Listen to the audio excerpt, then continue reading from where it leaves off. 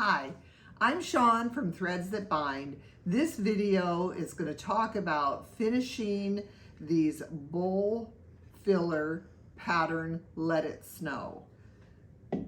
I've punched another set and I've cut them apart.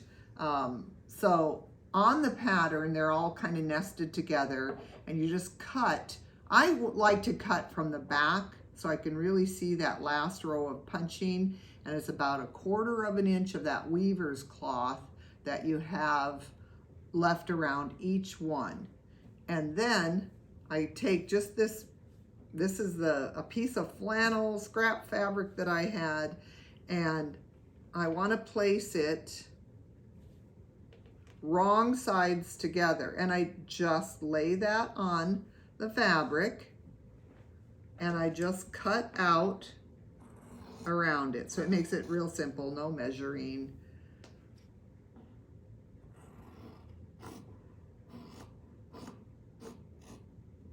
That is going to be the backing. Just get some of these loose threads off. And I like these little applique pins. I use them for a lot of things. And I just pin these two fabrics together, wrong sides together. That's going to be the backing at all 4 corners so that it just stays where it needs to be. And then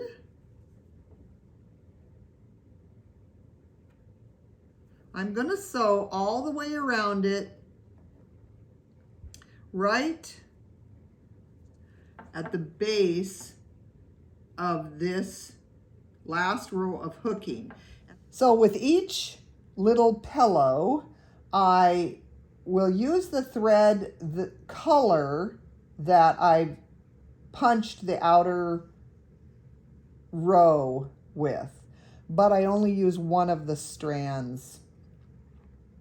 And I want to sew on the bottom. I leave an opening, so I'm going to sew all the way around it right up to the edge, and I'm going to leave an opening for stuffing. And so that's what's happened on this one.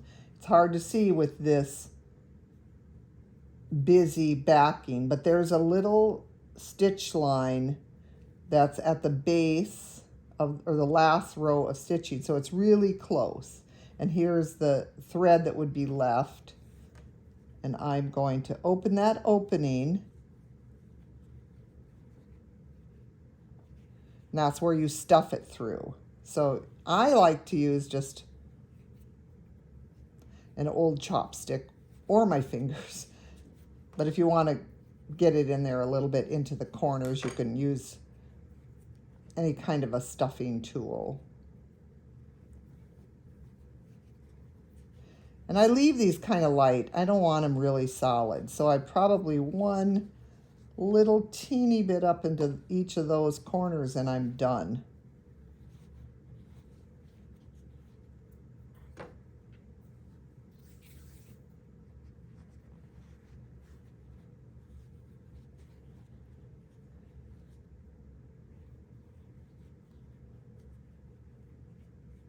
And then I'll just hold that like that. And of course have a needle on here and sew that opening closed. So then you've basically got the little pillow part made. And then what we have to do is add a trim of wool around the corners. And it doesn't have to be cut on the bias because it's not a circle, so it doesn't have to really stretch. And that's when I come to this step. So I like to use felted wool because the edge is kind of like felt. It doesn't have any ravels, so I don't have to turn it under. I can have a raw edge. So with my cutting tool, I just cut these strips of 3/4 of an inch. And then I cut them as long as my piece of wool, and then as I put them on all 4 sides, I just stitch them down.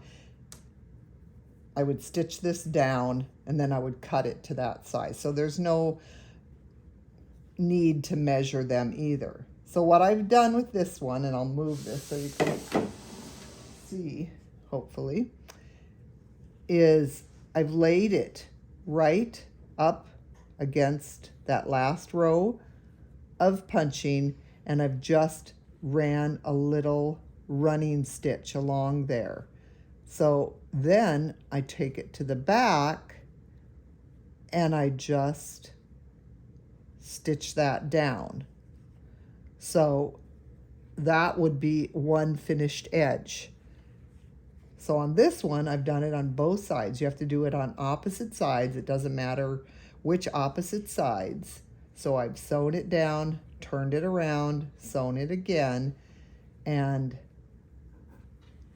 then after you've done it on two opposite sides, then you sew another one,